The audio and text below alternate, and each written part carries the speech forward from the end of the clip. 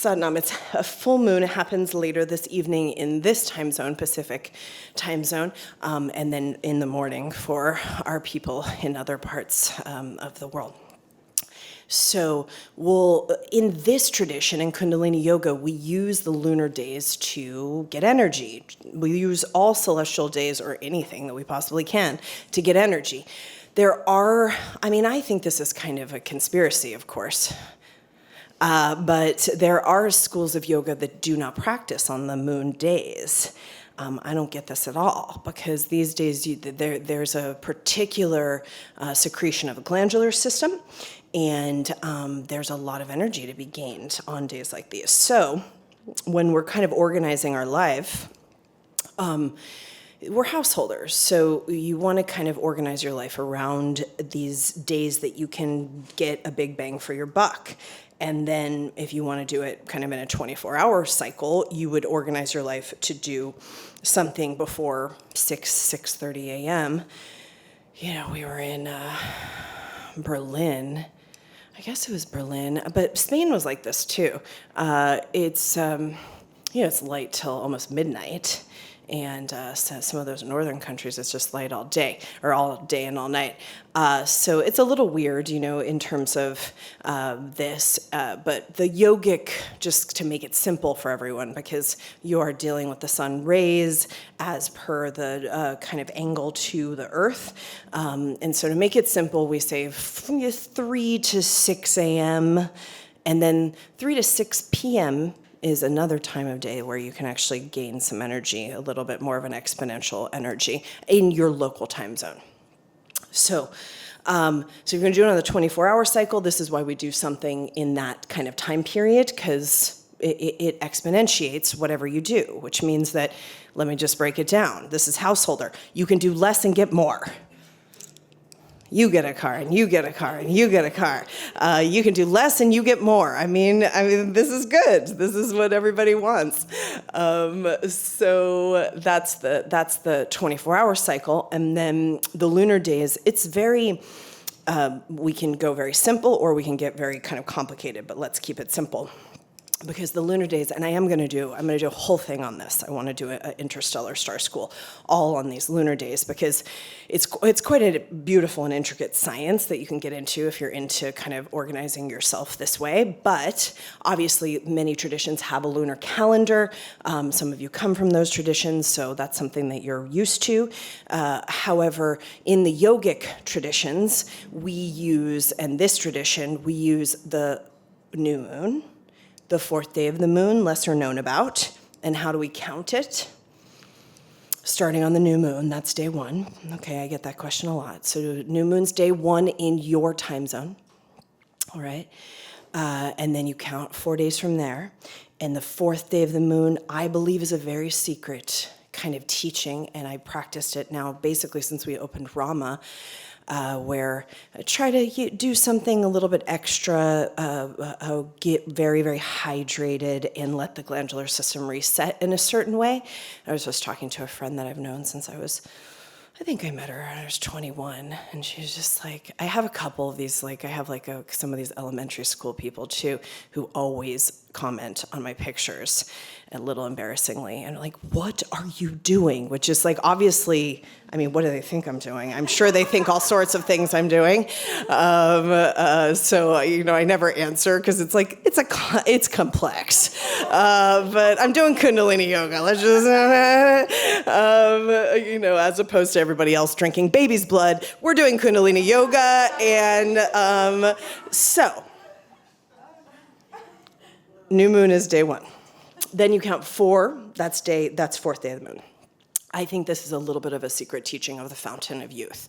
So I was talking to my friend who has known me for a long time this morning, and she was like, what's going on over there?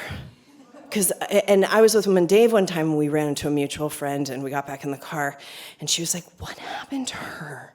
And I said, Dave, it's called aging. Don't be obnoxious. I was like, AGEING.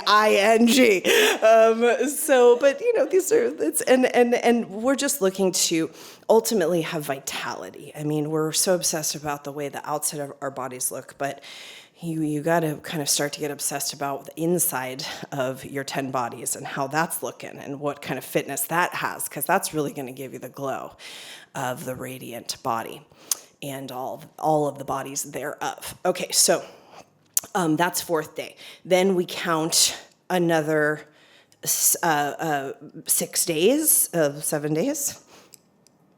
7 days from the fourth day, and you get the 11th day of the moon. Okay? So if you're confused about that, you start day 1, new moon, 11 days, day 11 from your time zone, that's 11th day of the moon. And we do a lot of stuff on that. Now, we started kind of in the COVID times to do something on the 10th day of the moon as well, because the 10th day of the moon is a particularly powerful day to clear the subconscious. So it's kind of like sadhana. It's like a whole day of sadhana. If you practice on the 10th day of the moon, you get a big benefit of clearing the subconscious mind. So the practice or the teaching is, if you're only going to do something once a month, 8th, 9th, 10th day of the moon, these 3 days are kind of the most active subconscious days. And if you start to chart this yourself, you will notice that the dreams are heavier. It's harder to get up in the morning. I mean, it's kind of fascinating stuff. And this is just ancient science. And these again, there's some very kind of esoteric teachings. Honeyju called me up once and read me this passage from Dilgo Khyentse Rinpoche, who basically he's very heart-centered and very famous for how loving and compassionate he is. And he said something like, it's the 17th day of the moon. I've gotten up and started my pujas to burn my enemies, which I would only do on the 17th day of the moon. So basically, the 17th day of the moon is a day where this kind of some of this stuff happens. So you can get really quite esoteric in here, but then we get to the full moon, which is usually the 14th or 15th day, depending on the month of the moon.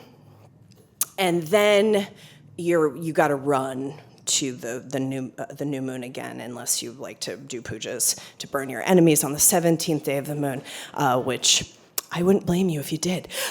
So I'm pro. I'm very positive towards that. But okay, so those are the lunar days. We practice on these days. They all have a little bit of a different nuance, and the full moon, which is today, has this kind of magnification quality, and this is why people like to say, lunacy, or it's the full moon, and woo, and all the kind of stuff that people talk about on the full moon. As yogis, we have the command of this lunar frequency, and we can direct it anywhere we'd like to magnify. So this is why we like to get together and do stuff on the full moon. And magnify our grace and our elevation and our consciousness and our prosperity and our compassion and our vitality and all of these things. So today we'll practice that. I know that I previously, in another day where I was one day younger, I thought to myself, we'll work with kind of asanas, and we are, but we're going to do it a little bit differently today. Because what I want you to have the experience of today is I want you to feel kind of how you can use the lunar energy to basically enlighten the postures, enlighten the pranic body, enlighten the 8 chakras, enlighten the elementals. What are the elements called? The elementals in this system, the tattvas. So enlighten that space, magnify your strengths, magnify your vitality, magnify the things that you're focused on in the direction of destiny, and using the postures to do so. So we'll go through kind of an experience of that, and I'll talk a little bit, and I want you to, if you're here learning to use these kind of fundamentals in a way where you would then share with someone else, which is anyone, the way these things used to happen is, okay, breath of fire, you teach you breath of fire. I mean, that's classic kind of the way this whole kind of nonsense around certificates and Yoga Alliance and the teacher trainings, all this kind of stuff. Why did this start? Exactly. I mean, it's hard to run these things. So everybody has to make something up to make it, okay, we'll make it 200 hours. And then something, it's like in a strip mall and, somewhere in Pikesville, Maryland. Like my family's from that place. I know what's going on in Pikesville, Maryland. It's from a, they're sitting there and somehow it's good. They've done a good job, kind of making people think that somehow that has some sort of, anything to do with you actually being someone who can lead someone out of the darkness or out of their suffering or out of a location in their psyche or in their experience or in the phenomenon of their incarnation that's going to be of benefit, not just to them, but to all sentient beings. And no little strip mall in Pikesville, Maryland has anything to do with that. And the fact that somehow, these things, I remember I was talking, he's really good, this interesting doctor, I interviewed him, and he's into the metabolic thing, and his whole point is the whole calorie, like where they do, and they still do the kind of FDA approved kind of how many calories does of whatever thing take to burn or whatever. It happens somewhere, again, like somewhere between Baltimore and Annapolis in like a little room, not even really at like a research hospital or anything. And they're doing the same thing, but they've been doing for 100 years, which is like burning it and then seeing how long the flame goes. And then that's how many calories it takes. It's super medieval. And that's still happening. That's how many calories we think we have to burn on our Peloton and all that kind of stuff. Back off the Peloton. Okay, Tignom is so into the Peloton. It's so cute. So he said to me, he's like, I just can't believe that we own a tech company and we live in LA and I'm in a fucking closet riding Peloton. Because he's from a place where people go outdoors and do things, and they're like, trucks and stuff. He's like, I don't know how I feel about this, but it's cool. So that's how they figure out the calorie. But we still think that that's kind of like, and then it's also only really looked at in regards to a Caucasian male 18-year-old metabolism, which just doesn't make any sense to most of us on the planet. Okay, so these are the things that we're kind of deconstructing, and this is why we do the intelligence meditation, so we can be a little bit discerning about what it is that we think is going on the planet, what actually is of value, how we can actually use our energy in a valuable way, and what it means to carry something. So this is full moon in Aquarius. And I was thinking a lot about this because I love the archetype of this, and this is the age that we're in, which is it's the water bearer. And what does that mean? Well, it means in the spiritual traditions, the teaching goes that clean water can only be poured into a clean vessel. That's how you become a teacher. You clean the vessel, and more energy can come in because there's more space for that to happen. And you cannot pour the clean water into the dirty vessel. That's not, you can do it, but then it doesn't really serve anyone because the water gets contaminated. So this is, I think, fortunate that we have this particular full moon today to practice, because ultimately when you're practicing this lineage, and when you're interested in sharing it with anyone because it's helped you in whatever way that's relevant for you in your life and your particular kind of unique destiny, you're carrying something very precious. And what do you do when you carry something precious? Well, I was thinking about this a lot because we have lost so much dignity in the way that we treat ourselves and others on planet Earth, that learning to carry something, first and foremost yourself, and then carry something that you've been given, which is very precious, learning how to carry it with dignity and to honor how precious it is. This is a very important thing for you to do in order for you to be able to then turn around and give it in a way that is dignified and have a relationship of beauty and preciousness and value.